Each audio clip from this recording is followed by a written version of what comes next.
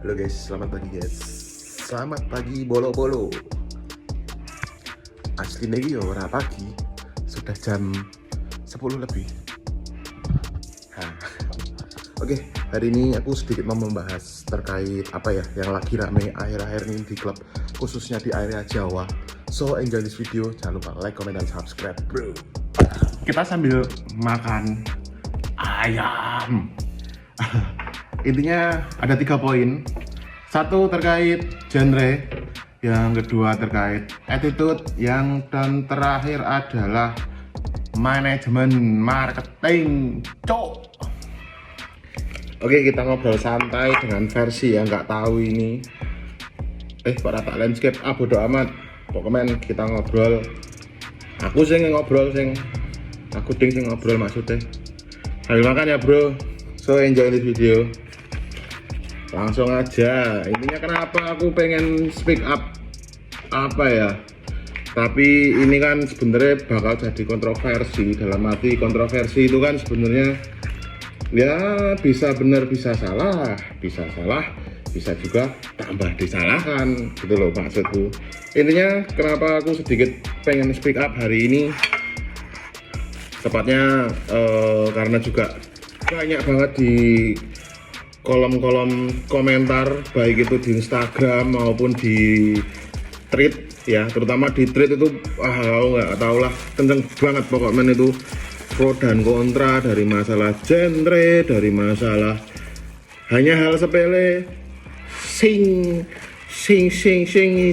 mau intinya kan ya kenapa sih harus diperdebatin gitu loh. Semua kan udah ada jalan rezekinya masing-masing, mau gimana pun, mau apapun itu, entah itu teknik, ada DJ yang berasumsi DJ harus scratch. Ya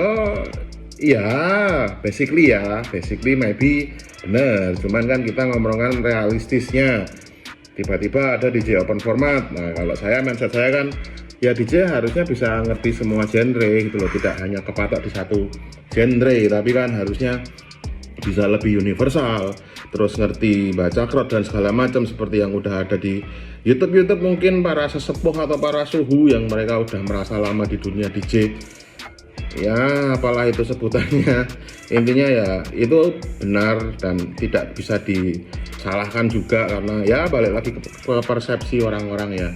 Jadi dari situ kan intinya poinnya satu di genre ya, balik lagi kenapa sekarang banyak coffee shop, banyak DJ juga yang masuk ke ranah coffee shop. Nah hal-hal kayak gitu kan, terus ada yang menyalahkan salah tempat, genre itu kok dibawa ke coffee shop. Ya balik lagi ya bro, intinya kan di sini semua DJ atau entertain kan balik lagi ke keputusan manajemen, dengan segala resiko, dengan segala kenapa dia diundang di situ, harusnya memainkan segmen apa, itu kan tergantung deal-dealan di awal ya, sebelum hari H atau event ya sebenarnya ya. Ya itulah, balik lagi sebenarnya ke persetujuan awal seperti apa. Jadi yang makin digoreng ke sini kan seakan-akan semua salahnya DJ lah. Contoh ya, ini contoh di coffee shop bawaannya kok techno lah, ya salah nggak salah, dibilang segmennya masuk ya mungkin enggak, tapi kan balik lagi ketika owner dari coffee shop tersebut dilalah atau kebetulan, sorry ya bahasa Jawa, pengennya masuk ke segmen itu, mungkin secara invitation juga kebanyakan penikmat musik seperti itu yang lebih tahu kan sebenarnya dari manajemen gitu loh, dengan mendatangkan masa, dengan mendatangkan talent seperti apa, yang mau dimasukin genre seperti apa, ya mungkin itu yang cocok. Nah, mungkin secara segmented, balik lagi ya di situ circle-nya seperti apa. Nah ada kebetulan DJ yang mungkin bacanya coffee shop gini ini sebagai contoh aja ya, tapi lagi rame di sosial media kan seperti itu gitu loh ya. Balik lagi kan semua intinya tidak ada yang disalahkan dan tidak ada yang dibenarkan gitu ya. Tapi basically kan balik lagi, kenapa DJ harus bisa semua genre, ya itu sebagai tuntutan. Dia yang tahu crowd, dia yang ngebaca gimana audiensnya, dan dia yang bisa ngidupin suasana. Satu hal lagi yang mungkin setelah aku 12 tahun inilah hidup di dunia musisi atau bisa dibilang seniman, ya concernku nyari duit ya di dunia seni dan musik gitu loh. Makanya saya sebagai pribadi yang mungkin saat ini orang lihat oke, dia DJ, tapi saya nggak mau disebut DJ juga, lebih tepatnya kan saya lebih fair untuk jadi sebagai talent musisi, bukan sebagai DJ. Karena apa? Saya berangkat juga dari band-bandan, dari festival, sampai sekarang ya jatuh di dunia electronic music. Ya mungkin lebih tepatnya oke lah, seniman atau musisi enjoy gitu loh, lebih nyaman, tidak banyak tuntutan, dan apapun idealisme apapun itu ya sekarang balik lagi, undang siapa, butuhnya apa, tergantung segmennya seperti apa, ya maninya juga seperti apa, tapi itu bukan hal pokok ya, intinya seperti itu bolo. Terus yang kedua, kita ya mungkin sedikit agak ya kita ngobrol santai sambil makan, sorry ya. Yang kedua masalah attitude. Ya, attitude juga di sini sebenarnya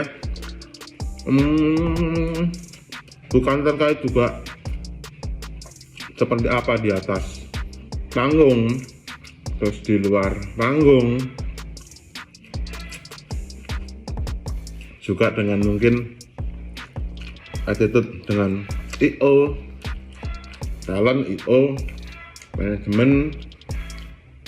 Lebih naik lagi kan ada marketing, publishing, bla bla bla yang terkait dengan content activity yang nanti akhirnya jatuhnya akan di agregator mungkin, karena di setiap tempat kan mau bawain lagu orang atau siapapun itulah, remix atau bahasanya itu bakal jadi jenjang yang lebih tinggi lagi kan, pasti kedepannya urusan sama agregator, media publishing, bla bla bla. Nggak cuma sebatas nih ada orang main di sini di sebuah rumah atau bisa dibilang itu klub atau kafe atau apapun itulah yang terkait dengan entertain, hanya stop di situ aja, enggak. Balik ke ya, kita harus realistis. Indonesia punya banyak aturan yang sedikit ribet ya mau gimana lagi gitu. Terus fokus lagi ke masalah attitude. Kenapa? Karena sekarang akhir-akhir ini banyak sorotan banget.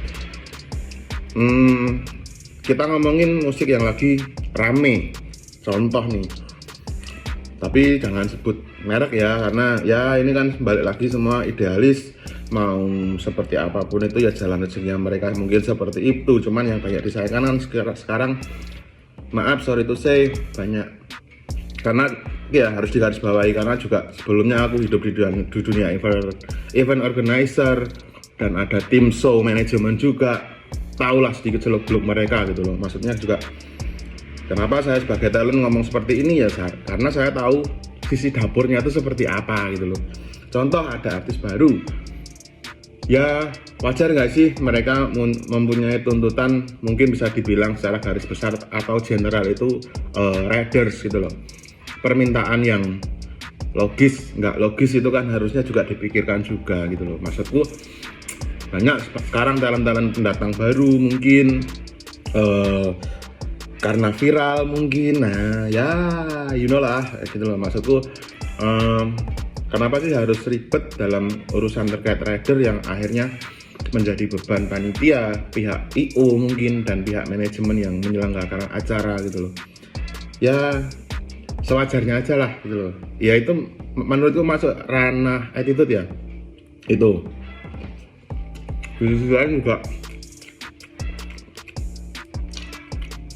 wajar nggak sih jadi ngerasa so artis gitu loh, anjing lah, trek lah kayak asu secara di balik layar, secara di atas panggung mungkin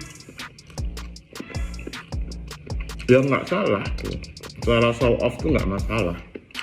Cuman yang jadi masalah itu kan gue berlebihan apa kagak gitu loh, nying. Misal ada, kita contoh di klub, banyak tuh akhir-akhir ini kan mungkin dari pihak klub ngundang talent-talent atau yang lagi viral atau apapun itulah, talent baru atau apa. Tapi beberapa kali aku di kota khususnya di area Jawa Tengah sama Jawa Timur ya, maaf ya, karena ini juga aku ngomong realistis, banyak pendatang baru main di klub. Menurut kalian wajar nggak sih merasa itu tuh bintang tamu terus harus di atas stage itu performingnya seenaknya sendiri? Contoh hal yang paling krusial ini seperti ini. Oke lah, mungkin tepat ya di klub segmennya, balik lagi ya, fair to fair kan, apa ya, etis ngasihin minuman ke penonton gitu loh. Satu, setauku ya, baik itu residen, baik itu siapa performing ya, ada beberapa klub mungkin diiyakan, iya nggak salah juga gitu loh. Cuman kan balik lagi, sadar diri, attitude, pantas nggak sih untuk ngasihkan minum ke penonton yang tek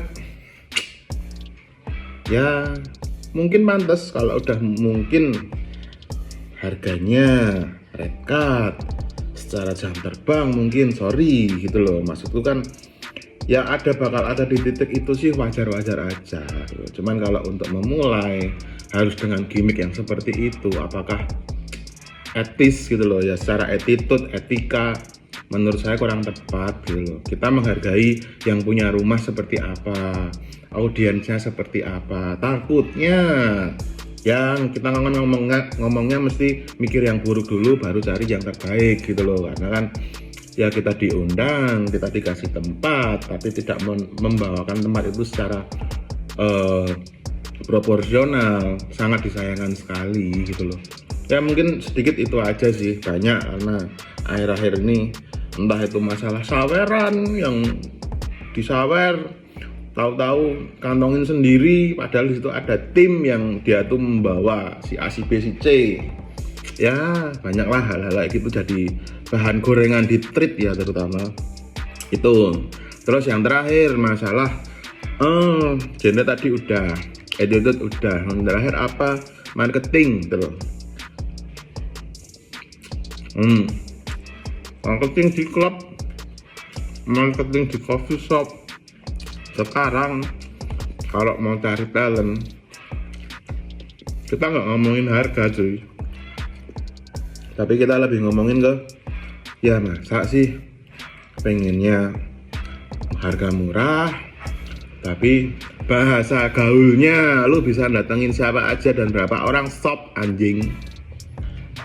Ya ngapain kalau pengen datengin puluhan ribu orang, ya ngundang artis gede aja, jangan banyak tuntutan ya kan. Kalau enggak nyari yang bener-bener emang lagi cari panggung, tapi balik lagi segmentednya bakal bisa datengin orang nggak buat incas beli open table contoh, atau order coffee, order makan, harusnya targetnya sekian. Ya kita paham lah, manajemen mungkin di suatu tempat, entah itu klub, bar, ataukah di coffee shop atau cafe yang mengundang DJ, ada segmen, bukan segmen, ada targetingnya gitu loh, per day atau per event atau apalah mereka nyebutnya, kita wajar gitu. Cuman kan balik lagi, ya semua itu sebenarnya hak dari atau kewajiban yang harus dipenuhi dari pihak manajemen. Kalian punya tim kreatif, kalian punya tim yang mungkin dibilang tim show di sebuah event, di sebuah cafe, coffee shop, apapun itu nyebutnya, klub, bar, bla bla bla. Ya harusnya otak-otak mereka yang harus dimaksimalkan, bukan balik lagi ke talent. Talent hanya entertain, talent hanya seniman. Dia mikirnya hanya saya berkarya, saya menyajikan, dan saya menghibur dan meninggalkan kesan dan pesan di atas panggung, bukan mikirin marketing, wik, jatah manajer, jancuk. Ya udah, intinya obrolan ini dianggap penting nggak penting ya. Saya juga sebenarnya hanya dilema, problem yang mungkin manusia dan belum tentu benar, belum tentu juga salah. Tapi yang balik lagi, mari ciptakan industri ini lebih sehat dalam arti proporsionalisme kerja, proporsionalisme talent, dan proporsionalisme kalian ada anggaran budget, bakal membuat event yang seperti apa, dengan win-win solutionnya yang kita sharing baik ke talent, baik ke tim manajemen seperti apa, take and give-nya seperti apa, dan bakal finally conclusion-nya atau hal yang jadi KPI atau target itu seperti apa. Harusnya kan dari awal udah dibentuk RAB bla bla bla, yang akhirnya satu event, satu selesai, say thanks buat semuanya, ya itu harus diberikan hari awal gitu. Jangan cuman ya bikin event sebatas gambling yang akhirnya melibatkan talent-talent untuk berpikir keras dengan dinegosiasi awal. Harga murah cuy, kasih komplimen aja ya cuy, cuk. Ya nggak masalah gitu loh, nggak salah juga. Kita tahulah seluk-beluk di dunia event seperti apa. Ada markup harga yang di-sharing jadi lebih murah, mungkin 50% ke bawah. Oke, enjoy. Thank you sudah menonton video ini, tak lanjut makan lagi. Sampai jumpa di kesempatan selanjutnya. Mungkin hal ini berguna, mungkin hal ini salah. Nggak suka tinggal dislike, suka tinggal klik tombol like, dan jangan lupa subscribe. Enjoy this video, see you next time, bye. Saya si Sky.